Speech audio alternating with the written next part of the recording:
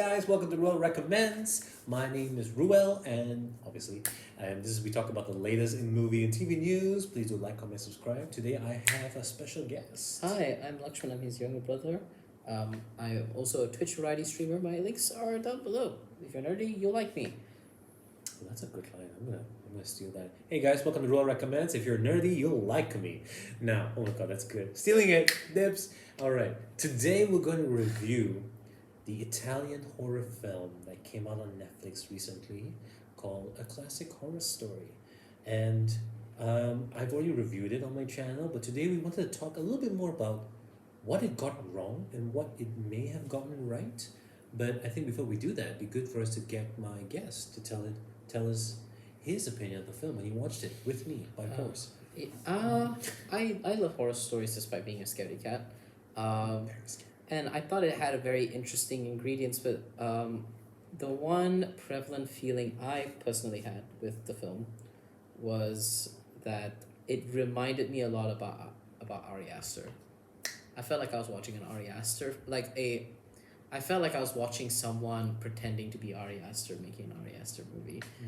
From the sound choices, the kind of like score, the jarring like sound engineering behind it, and the like shots that they were taking, how they were orchestrated, felt very Ari Aster, especially in some of the revelatory moments. You like that part though, right? The shots of the imagery. The shots I enjoyed. No, I enjoy Ari Aster's filmmething, so that's kind of why I enjoyed it. The sound, the combination of the editing, you could tell that it's someone trying to be Ari Aster. Ari Aster. It felt, at least to me. Just a heads up, guys. Ari Aster directed Midsommar and Hereditary. If you've seen those films, They're pretty good. Very jarring, very scary. watch once, and that's Watch what for me at least. It's a watch once. Don't need to watch again. It's a lot. Yeah. You're in for a I think kind of like Grave of the Fireflies, right, from Studio Ghibli. Some films, they're good. They're not to say they're bad, but they're just really filled with a lot of emotion and a lot of It's heavy. jarring, heavy parts that you're like, okay, I had fun. I'm not gonna watch it You're again. not gonna watch it again. Like, not for kicks. Like, hey guys, let's watch about how the sibling gets killed and decapitated in that film. Yeah, no, don't do that. No, yeah, Sorry, yes. but yeah, I think classic horror story was trying to, and I think maybe a lot of it I'm missing out on because I'm not Italian.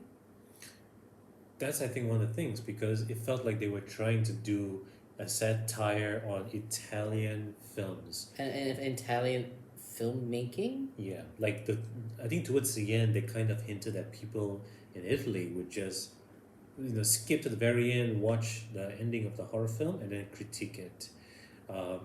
That, and there were some other parts like they never appreciated local films, local cinema. Something like that. I couldn't get that. But before that, like, what was your verdict on the classic horror? didn't like the movie. Out of 10? I think I gave it like a 2 or a 3.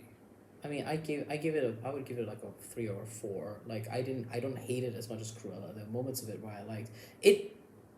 For me, the thing, again, as someone who is not educated on like Italian culture and what this means in the filmmaking, I'm more than happy to be corrected.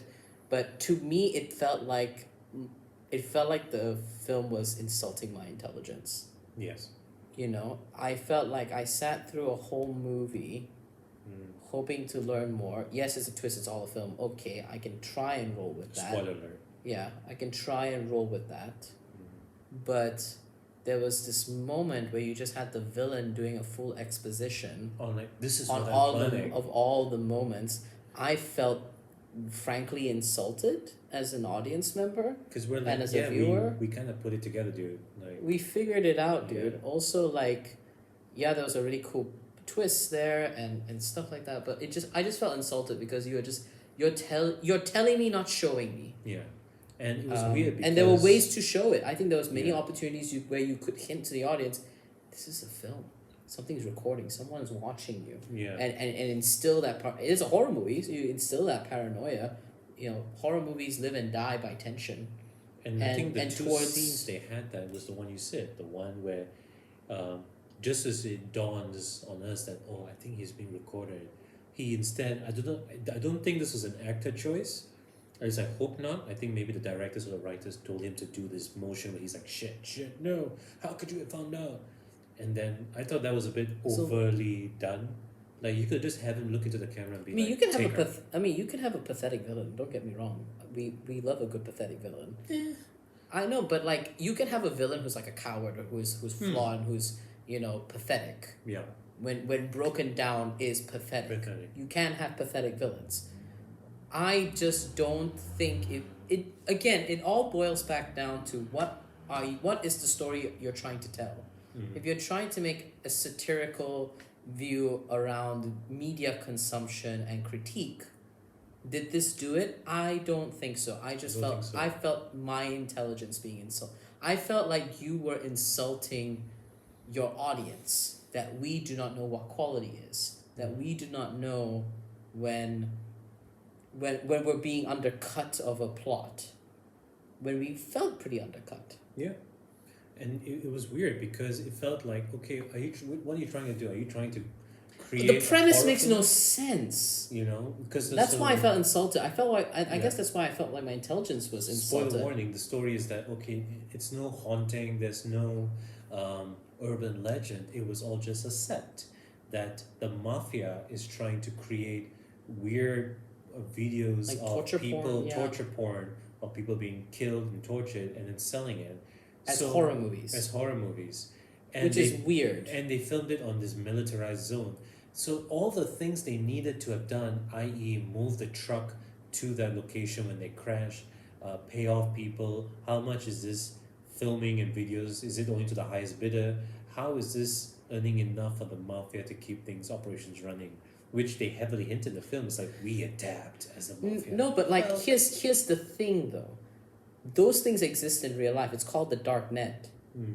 Like people do Yeah. upload torture porn and terrible things on the dark web. Like this is shit that already exists, Mm. right? And I wouldn't be surprised if there were criminal organizations that are linked to it. Probably, right? Yeah. This doesn't feel like that though. Yeah. This feels very half baked. Mm. And I'm like, if this is what the mafia is doing to stay alive, y'all are fucking desperate. Pretty much. Like Especially this when makes the no ending of it. sense. Why are you having someone lure someone there through this and create? Why does it need to be a horror film? Correct. You could just make torture porn. Yeah. Because I think that will be... Because that was why it was That's hinted it, yeah. in the film. There's like, oh, more blood or we won't subscribe anymore. And I'm like, okay, so they don't care about the story then. So what are y'all doing? Like, I don't know. I felt like my intelligence was insulted. Again, to my Italian folks, if y'all know, if you get why it is the way that it is, please be kindly Yeah. explain to us. Because And maybe do some recommends to us of any movies where they're trying to hint at this and maybe they've done it better, or maybe the movie's paying an homage to yeah. something.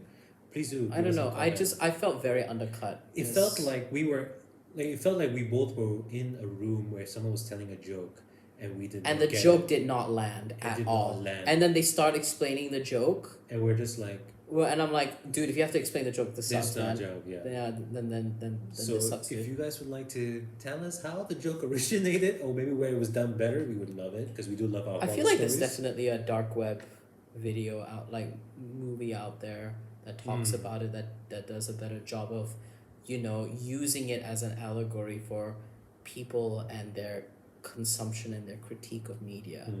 I'm sure I think they there were is. getting at that, but it just didn't land. I just felt like this is such a waste of time. Yeah.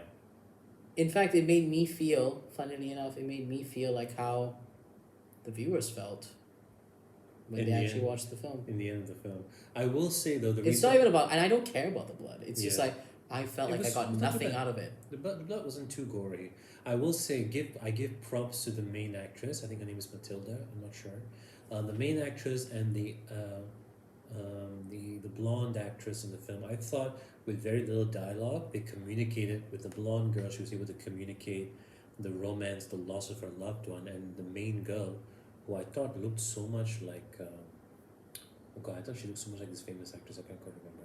But I thought she did a really good job. No, Jessica Alba That's dumb. with blue eyes, and I thought she did a really good job in the quiet moments, very minimalistic. Yeah. But yeah, thanks guys. Hope you all enjoyed this, and have a great day.